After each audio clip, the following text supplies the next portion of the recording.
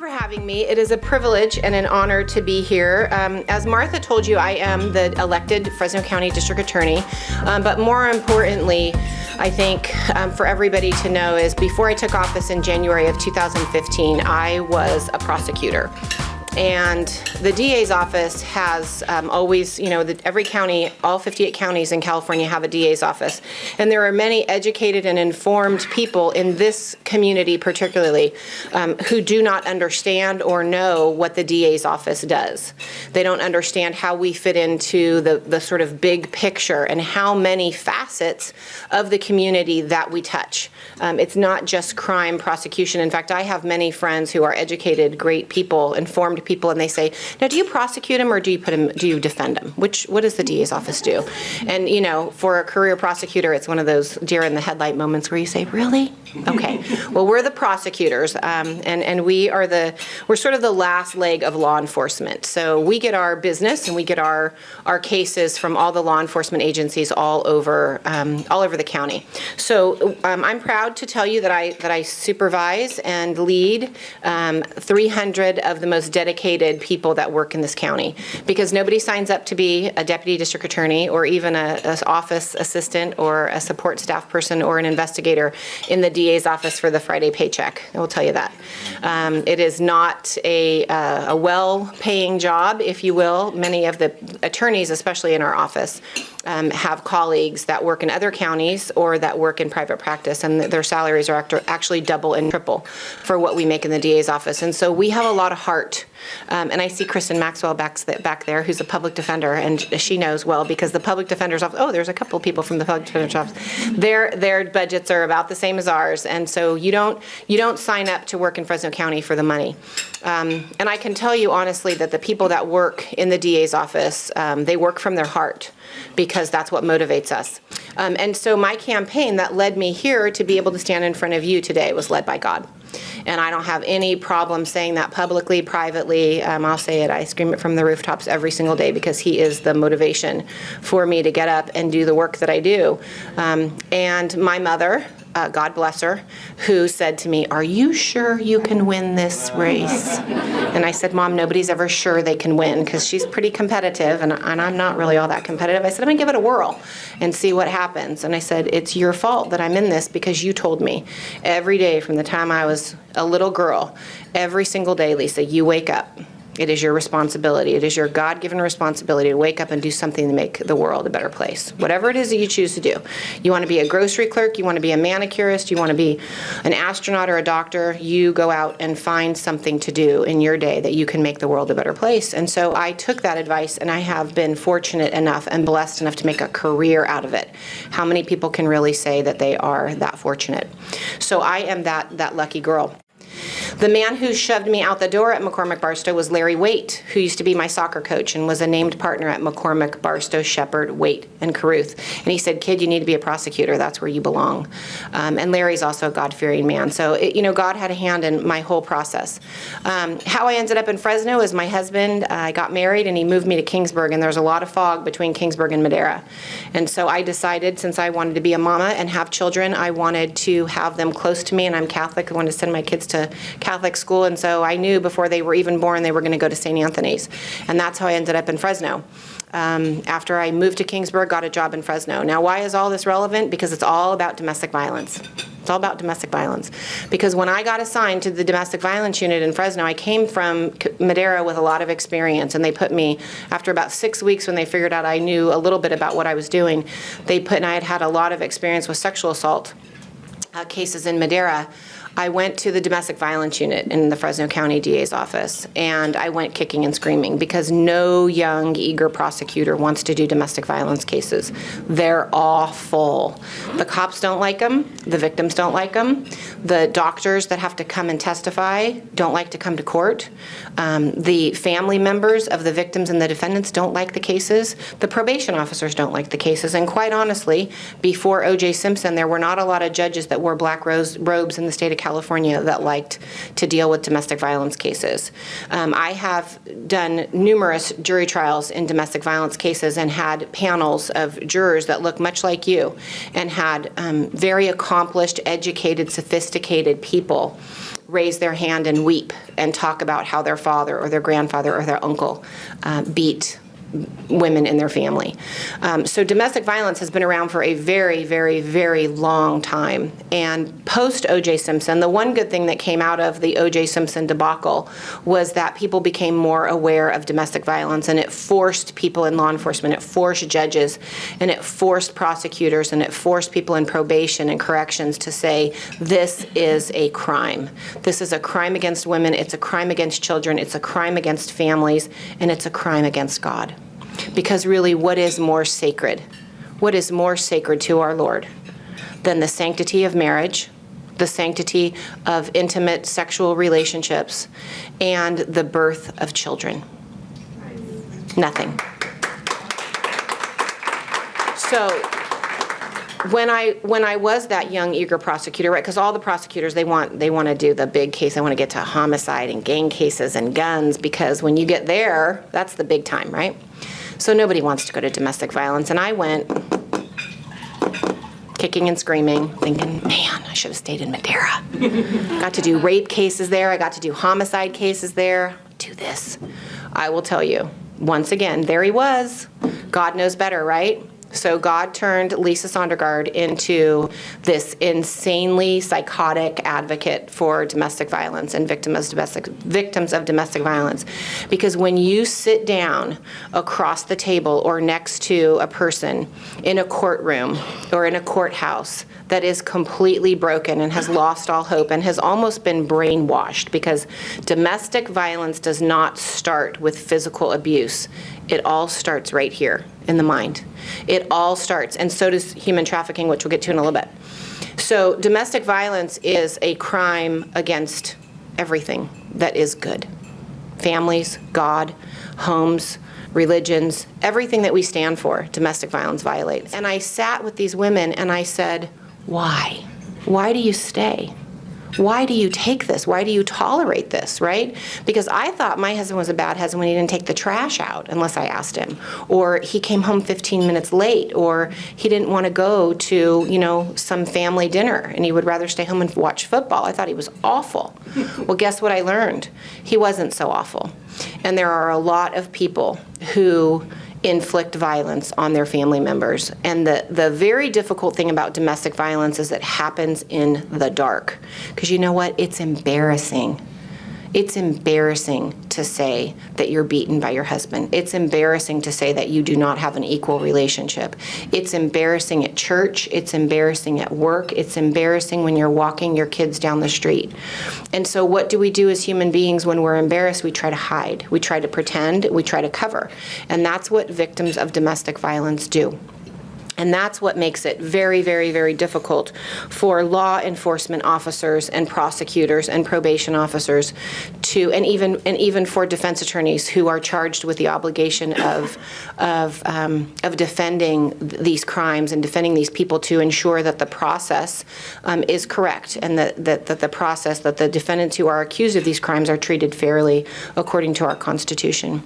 So just to give you some stats, because sometimes, we're all numbers people, and in these days we're all data driven. In 2014, there were 2,108 felony domestic violence cases sent to the DA's office in the county. That's 2,100 battered spouses that had to call the police to intervene for their family. If the average household has 2 kids, that's 4,200 kids that are affected by domestic violence. Now, those are the only ones that are reported.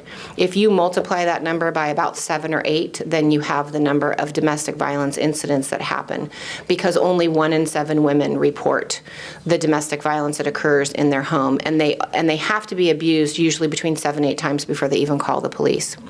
Now, the national statistics tell us also sad things, that 20 people per minute are physically abused by an intimate partner. 1 in 15 children are exposed to domestic violence, and 90% of them are eyewitnesses. 1 in 3 women have been victims of some violence, and 1 in 5 have been victims of severe violence.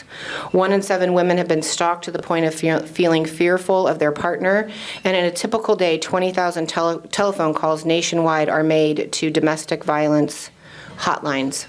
The national statistics for intimate partner violence accounts for 15% of all violent crime. I can tell you, when I supervised the domestic violence unit in the district attorney's office before I became the elected DA, the domestic violence unit is the busiest unit in the Fresno County DA's office, so our stats are much higher than 15%. In the 3 years that I supervised the unit, the number of felony cases that came into the DA's office, the domestic violence cases were between 22 and 25% of all of our cases. Domestic violence is rampant in this community. So, what do we do to fix it? Awareness, awareness, awareness. I cannot say that word enough. Education and awareness go hand in hand, and I fight every day to train good prosecutors. We do trainings at the police department so that our police officers on the street can understand the importance of removing these victims from the home, because many of them do not want to prosecute, and that's their prerogative. We can't force them. We can't force them to testify anymore. We used to be able to, but we can't anymore.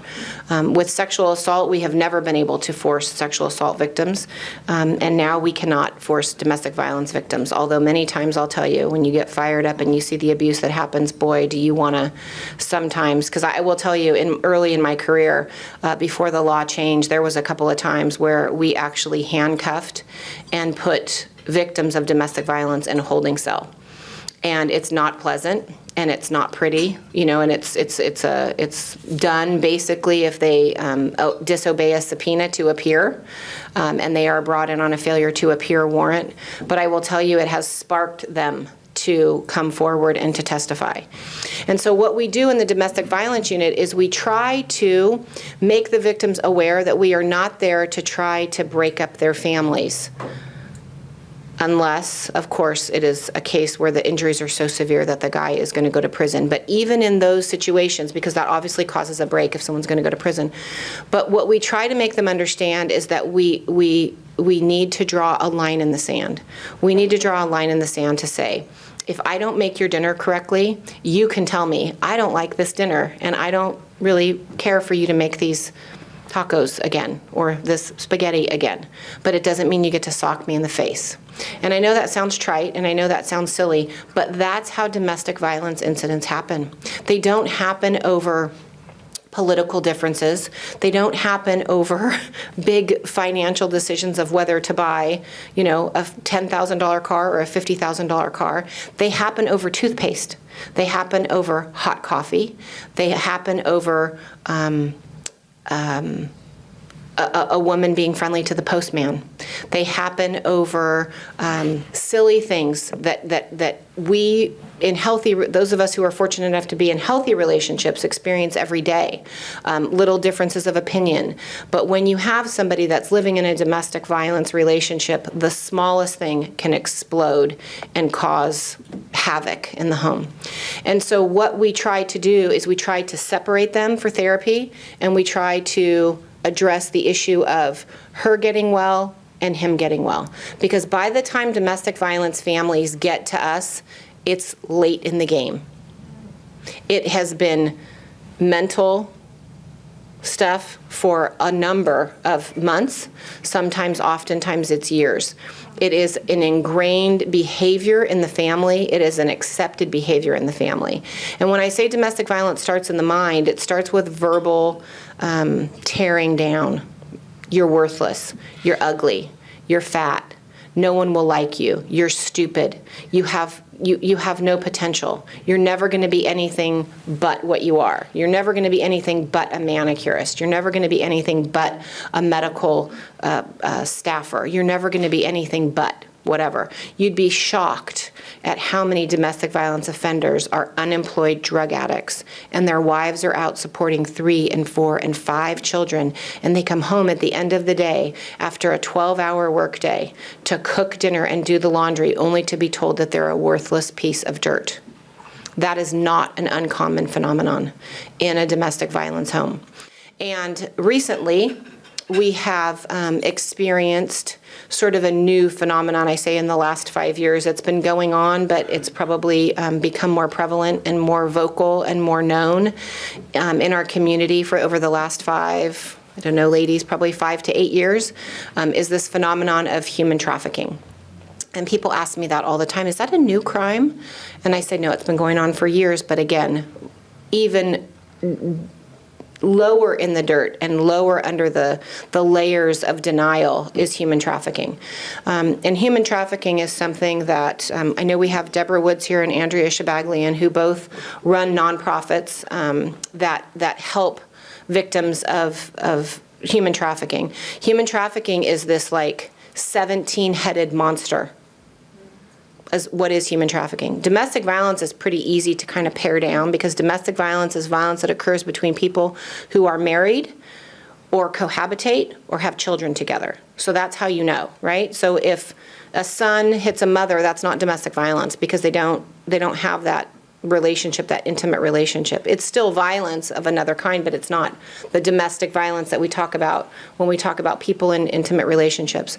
So human trafficking is very complex, especially when you try to prosecute these types of crimes, because more so than domestic violence, the human trafficking victim is brainwashed. I mean, I will just go all beyond influenced and all beyond coerced and all beyond all those words that we use to say, well, they're scared or they're intimidated, with all kinds of words in the legal jargon that we use: duress, intimidation, coercion. It's brainwashing. That's not a legal term, that's a Lisa term. You won't hear that when you go to jury duty. It won't say, you know, you have to prove that they were brainwashed, but that's what happens, because these people are brought here oftentimes from other countries, and they are trafficked. So the exchange of anything, whether it's drugs or people or organs or whatever it is a trafficking, right? Because they bring them back and forth. And they come from everywhere. They don't just come from Mexico, they come from Guatemala, they come from all over South America, they come from Asia, the Pacific Rim, they come from Vietnam, they come from Laos, they come from Thailand, they come from Indonesia, they come from anywhere there is poverty. We have a lot of Russian victims of domestic violence. So they're brought to the United States in the black market, and there are plenty of them here in Fresno, believe me. We have a population of victims here. And the thing about human trafficking victims is they're very hard to identify. You don't know who they are. You see them when you drive down Blackstone. Any of you spending time downtown? They're on the street corners. They're walking. They're not necessarily on the corner, but they're in the street. They're in McDonald's. They're in Subways. You see them. Some of them might even have children with them. They might have their children, or better yet, they might have someone else's children, because human trafficking takes on so many different forms and so many different faces that it's hard to police and it's hard to prosecute, because it's right in front of you, it's under your nose, and you don't see it. Human trafficking takes on many forms. Labor is a huge one. So you may even have a fancy lady at your country club who you think is the nicest lady in your church, and she's always prim and she's always proper, and her children are perfect, and her house is perfect, and her car is perfect, and her nails are perfect, and she could have somebody in her home who is domestic help that is a human trafficking victim. Is she beaten every day? Is she bloody? Is she kept in a cage? No, but she's oftentimes kept there against her will. Oftentimes she is brought here by a trafficker who basically sells her. It's almost like common everyday slavery is what it is. It's servitude. And people are brought here, and they are brought here with a promise that they will have opportunities that never arise.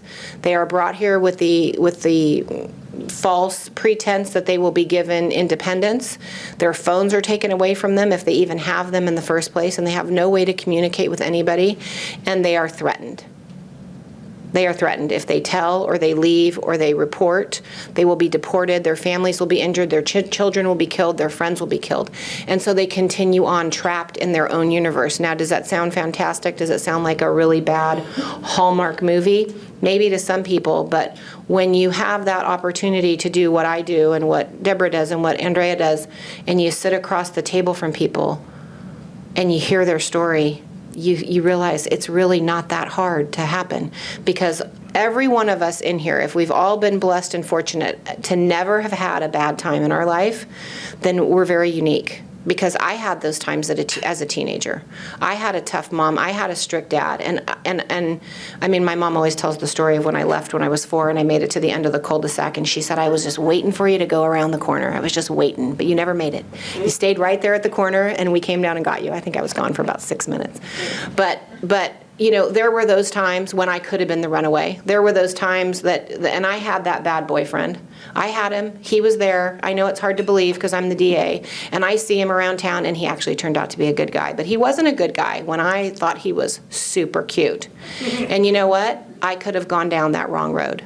I could have been that person who made that wrong call. I could have been in that dark bar. I could have been that girl that was raped because I was in a bad situation. I could have been that girl who didn't listen to their parents to not come home and put myself in a situation with some bad boys. It could have happened. I could have chosen to try drugs. I could have chosen, because I'll tell you, I come from a long line of addicts and alcoholics. They go back generations of alcoholics, and I have drug addiction in my family. And you know what? Some people are addicted the first time they try it. I truly do believe that, and I've seen it happen.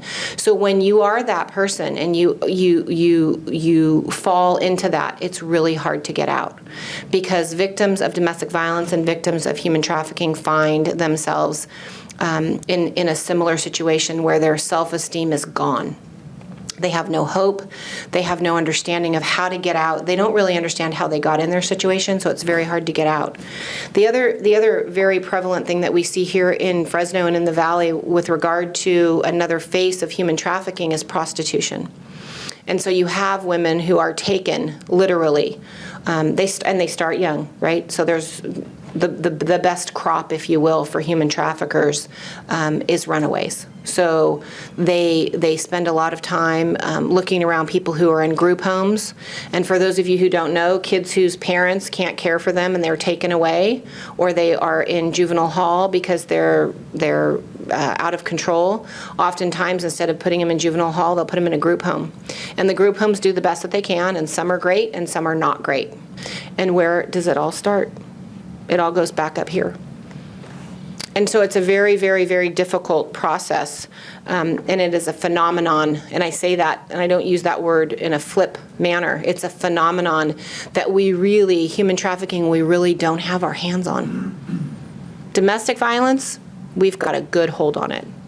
Post-OJ, 1995. Are we 20 years out now? We are. Boy, I'm getting old. We're 20 years out. We got a handle on it. We have systems in place. We have protocols in place. We have awareness in place. We have education.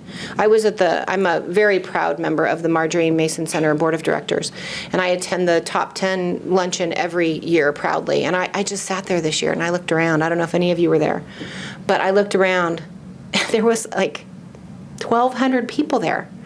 I mean, you go to the Marjorie Mason, we used to have the Marjorie Mason birthday bash. We started it about 5 years ago. I think there was 30 of us there. Last year we had 400 people bursting out at Tornino's, and it was a party, and it was a fun celebration, and it was all about awareness and all about getting the word out about domestic violence, because, you know, it's one of those things, whether you're a man, whether you're a woman, whether you're an adult, or whether you're a child, whatever dilemma you're in, doesn't it always feel better if you know that somebody else has gone through the same thing? I mean, isn't that why a lot of us turn to the Bible, right? When we have stress, or we have difficulty with our families or our children, or our own path or our own destiny, what do? We turn to our faith, right? We look to God. We look to the Scripture. We look to our elders in our church, our pastors, our priests. We look to them to have us say, okay, look, you think you have it tough? Look what these guys endured. Look what these gals endured. And look what Jesus showed us about service and salvation and forgiveness, right? So we have that opportunity. And when you have people who have lost their way, they are afraid. And that faith, if they ever had it as a child, is torn away from them. They're robbed of any kind of direction that they have. And it's a very unfortunate thing. So we don't have a handle yet on human trafficking. So what do we need to do? I don't know. I wish I could stand up here and tell you, here's my protocol, here's my plan, here's my plan of action.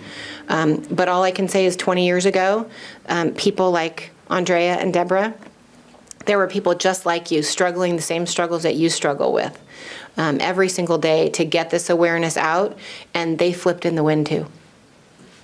They flipped in the wind like you do. They flipped in the wind like we do. They flipped in the wind like the Fresno Police Department does, and the nurses at CRMC and the probation officers. They flipped in the wind. So all I can say is we got to keep going, and we got to keep pushing, and we have to make people aware that this is happening, not in San Francisco, not in Los Angeles, not in Las Vegas, not in all those big, bad, dirty cities, but right here in Fresno.